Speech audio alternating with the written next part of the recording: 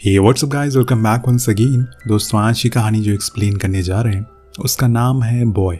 ये कहानी एक सिंगल मदर की है जो अपने काम में इतना बिजी हो जाती है कि उसने ज़िंदगी जीना ही छोड़ दिया।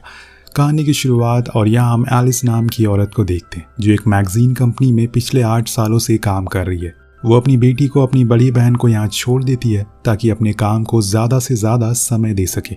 अब वो कुछ काम के लिए ब्राज़ील में होती है कि तभी उसी दौरान उसके पास उसकी दोस्त का कॉल आता है जो उसे बताती है कि एक लड़की आई है जो काफ़ी टाइम से बॉस के आगे पीछे घूम रही है और सुनने में आया है कि उसे प्रमोशन भी मिलने वाला है। ये सुनकर एलिस को बहुत बुरा लगता है, इसीलिए वो जल्दी से अपना पूरा काम करके पेरिस के लिए लौटना शुरू कर देती है। उसने इस कंपनी को अपना सब कुछ दे दिया पर उसे पिछले 4 सालों में एक भी प्रमोशन नहीं मिला। अब फ्लाइट में बैठते समय उसकी मुलाकात हो जाती है एक मैक्सी नाम के यंग लड़के से जो कि एक कॉलेज स्टूडेंट है। उसकी इकोनॉमी की सीट गलती से किसी और को अलॉट हो गई और इसीलिए उसे बिजनेस क्लास में शिफ्ट कर दिया गया, वो भी एलिस की साइड में। लेकिन वो तो अपने कामों में बिजी थी और ये पहली बार था उस सीट का आनंद, और यहाँ पहली बार मैक्सी उस सीट का आनंद लेता है जिसके ऊपर बैठना हर किसी का सपना होता है। लेकिन लैंडिंग के दौरान टर्बुलेंस होना शुरू हो जाती है जिससे एलिस को बहुत डर लगता है। इसीलिए वो मैक्सी का हाथ पकड़ लेती है जो कि वो देखकर बहुत ही ज़्यादा खुश होता है क्योंकि ऐसा उसके साथ पहली बार हुआ था। अभी तक किसी भी लड़की ने उसका हाथ नहीं पकड़ा था, जिस चक्कर में उसे पहली नज़र में उसी दौरान एलिस से प्यार हो जाता है। वो पसंद आ जाती है लेकिन वो कुछ कहता नहीं है। एयरपोर्ट के बाहर जहाँ उसकी बहन और उसकी बेटी उसका इंतज़ार कर रही थी, यहाँ मैक्सी के सीट के नीचे एलिस की पेन ड्राइव मिलती है जिसे लौटाने के लिए वो भागते हुए बाहर आता है, लेकिन तब तक वो जा चुकी थी, इसीलिए कोई फ़ायदा नहीं हुआ। अब एलिस की बड़ी बहन उसे एक लड़के के बारे में बताती है जो कि डॉक्टर भी है। वो उसे मिलने को कहती है लेकिन एलिस को अब किसी भी पार्टनर में कोई दिलचस्पी नहीं है, इसीलिए वो उसके मुंह पर ही मना कर देती है और फ़ौरन अपने ऑफिस पहुंचती है जहां पर कुछ लड़कियां मौजूद थी जो उसके एटीट्यूड को कुछ खास पसंद नहीं करती थी। एक दोस्त भी होता है जिसका नाम है जॉन जो उसे बहुत सपोर्ट करता है, और उसकी दोस्त क्लियर है जो उसे बताती है कि किसी मैक्सी नाम के लड़के का कॉल आया। पर एलिस ये बोलकर मना कर देती है कि वो इस नाम की किसी भी लड़की को नहीं जानती। दरअसल ये कॉल मैक्सी का था जो उसे उसकी पेन ड्राइव लौटाना चाहता है, लेकिन एलिस के पास इतना टाइम कहाँ है जो वो उसे बात कर सके। वो सीधा अपने बॉस के पास जाती है और प्रमोशन ना मिलने की वजह पूछती है। वो कहता है कि उसके लिखे हुए आर्टिकल सब बहुत पुराने हो चुके हैं, लोगों को उसमें कुछ भी इंटरेस्ट नहीं है। अब उसमें उसे अपनी ज़िंदगी में कुछ रोमांच लाना होगा। वो उसे दिखाता है और कहता है कि देखो, वहाँ लीज़ा को जिसने 3 बार शादी की है वो सोशल मीडिया की स्टार है और उसकी वजह से हमारी मैगज़ीन अच्छी बिकती है। तुम्हें भी कुछ ऐसा ही ट्राई करना चाहिए, वरना कुछ दिन और अगर ऐसा ही चलता रहा तो शायद तुम अपनी जॉब को भी खो दो। वो ये सुनकर परेशान हो जाती है और उस दिन देर रात तक काम करती रहती है और सोचती रहती है कि आखिर ये रोमांच कैसे लाया जाए। तभी उसे उसकी दोस्त क्लियर का नोट मिलता है जिसमें लिखा था कि वो लड़का किसी पेन ड्राइव की बात कर रहा है। तब उसे याद आता है कि उसने वो पेन ड्राइव तो वहीं प्लेन में ही छोड़ दी थी। एक तो वैसे ही वो परेशान है, ऊपर से अब ये एक नई परेशानी। वो जल्दी से उस नंबर पर कॉल करती है जो कि मैक्सी का था। वो उस समय एक बार में था, इसीलिए वो एलिस को वहाँ आने से मना करता है, लेकिन वो फिर भी वहाँ पहुँच जाती है और उस दौरान वहाँ कुछ लड़कियाँ होती हैं जो एलिस की ऑफिस में काम करती हैं। वो उसे ऐसी जगह पर देखकर हैरान थी। तभी उसे मैक्सी मिलता है जो बताता है कि वो पेन ड्राइव उसके घर पर है, इसीलिए उसे घर जाना होगा। वो एलिस को लेकर बाहर आता और अपनी स्कूटर पर बैठने को कहता है। अब इससे पहले एलिस कभी भी किसी के साथ ऐसे नहीं बैठी, इसीलिए वो थोड़ा हिचकिचाती है। उसे बहुत ही अजीब लग रहा था, ऊपर से वो हेलमेट भी नहीं लगा पा रही थी। तो मैक्सी उसकी मदद करता और तब पीछे से वो 2 लड़कियां भी आ जाती हैं जो उन दोनों की ऐसी फोटो क्लिक करती हैं जिसे लगता है कि एलिस उसको किस कर रही है। देन वो उसे पोज भी कर देती है। वो उसके घर पहुंचती है जहाँ मैक्सी के डैड को भी देखती है। फिर वो उसे उसकी पेन ड्राइव दे देता है और जाते टाइम मैक्सी उसे कॉफ़ी के लिए पूछता है, लेकिन एलिस ये कहकर मना कर देती है कि उसका ये स्टाइल नहीं है किसी 20 साल के लड़के को डेट करना। अब यहाँ मैक्सी भी समझ जाता है कि शायद उसे वो पसंद नहीं करती, इसीलिए वो अपनी रोज़मर्रा के कामों में लग जाता है। पर दोस्तों, जब वो अगले दिन ऑफिस जाती है तो वहाँ हल्ला मचा हुआ था। सभी लोग उसे अजीब तरह से अजीब नज़रों से देख रहे थे। उसकी दोस्त बताती है कि उसकी एक फ़ोटो वायरल हो गई है किसी लड़के को किस करते हुए। उसे देखकर एलिस भी समझ जाती है कि यह असल में एक मिसअंडरस्टैंडिंग है।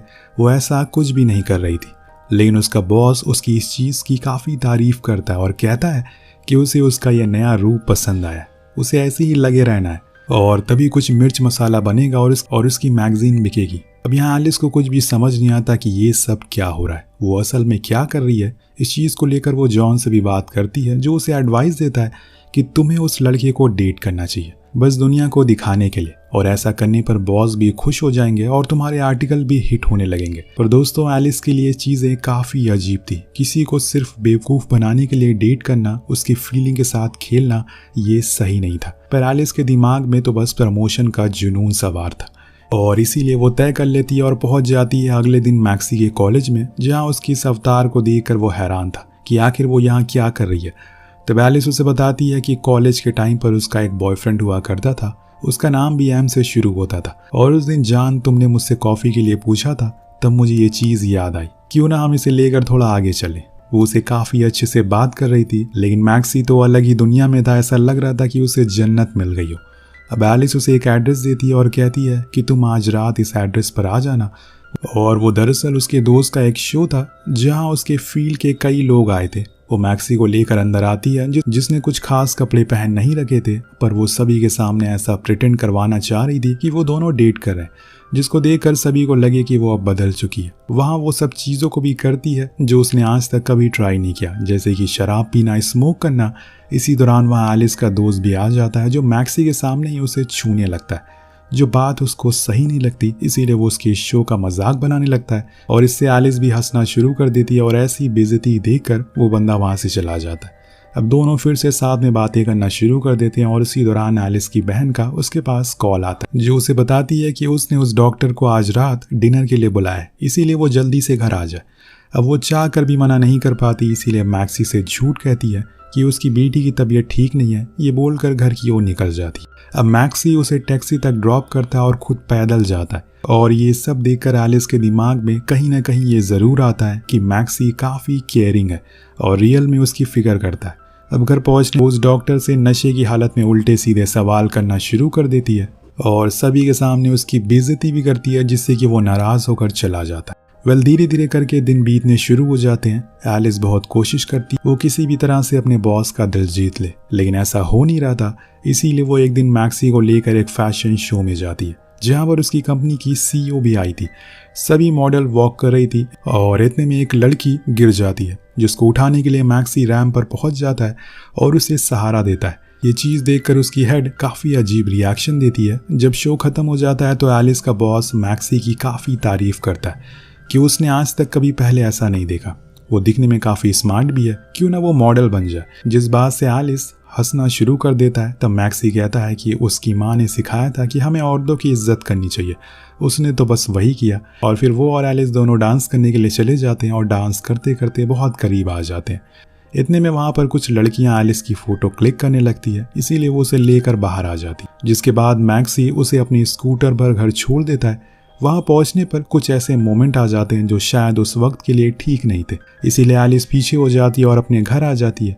पर मैक्सी को लगता है कि उसने गलती कर दी, इसीलिए वो उसके घर जाता है उससे माफ़ी मांगने के लिए, जहाँ दोनों काफ़ी करीब आ जाते हैं। सुबह होने पर एलिस को अपनी इस गलती का बहुत पछतावा होता है। उसे बहुत ही ज़्यादा अजीब लग रहा था कि कभी वहाँ पर उसकी बहन और बेटी आ जाती हैं, जिसको देखकर एलिस कहती है कि ये उसका बस कलीग है और कुछ भी नहीं। ये बोलकर वो उसके हाथ में कुछ फाइल्स थमा देती है और जाने को कहती है, लेकिन जाते जाते वो मैक्सी को किस करती है, जिससे हम समझ जाते हैं कि एलिस के दिल में अब मैक्सी के लिए वो इमोशन आने लगे जो वो कभी नहीं लाना चाहती थी। अब उस दिन के बाद से वो दोनों काफ़ी मिलने जुलने लगते हैं। मैक्सी एलिस के लिए छोटे मोटे प्रेजेंट्स भी लाया था, जिससे उसे बहुत खुशी मिलती है। वो अपने इस समय को काफ़ी एंजॉय कर रही थी, लेकिन उसे ये नहीं पता था कि इसका अंजाम क्या होने वाला है। अब वो उसको पसंद करने वाली बात जॉन को भी बताती है, जो इस चीज़ का मैक्सी उसे पूछता है कि तुम्हारे पास तो पैसे भी है, तुम दिखने में भी अच्छी हो, फिर तुमने मुझे चूज़ क्यों किया।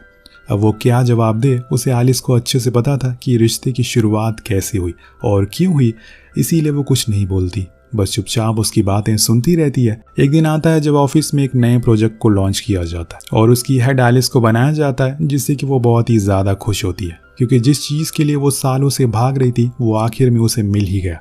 लेकिन अब मैक्सी का क्या, वो यही सोच में डूबी रहती है और आखिर में फैसला करती है कि उसे अब उससे दूरी बना लेनी चाहिए। लेकिन मैक्सी को अभी इस बारे में कुछ भी पता नहीं है, वो बेचारा तो सभी बातों से अनजान है। अब एक रात वो एलिस को लेकर अपने कॉलेज जाता और वहाँ के ऑडिटोरियम में उसे शादी के लिए प्रपोज कर देता। जो बात एलिस को बिल्कुल भी पसंद नहीं आती। वो उसे समझाती है कि आने वाले 10 सालों में वो 50 साल की हो जाएगी और तब वो क्या करेगा, ये सोसाइटी क्या कहेगी।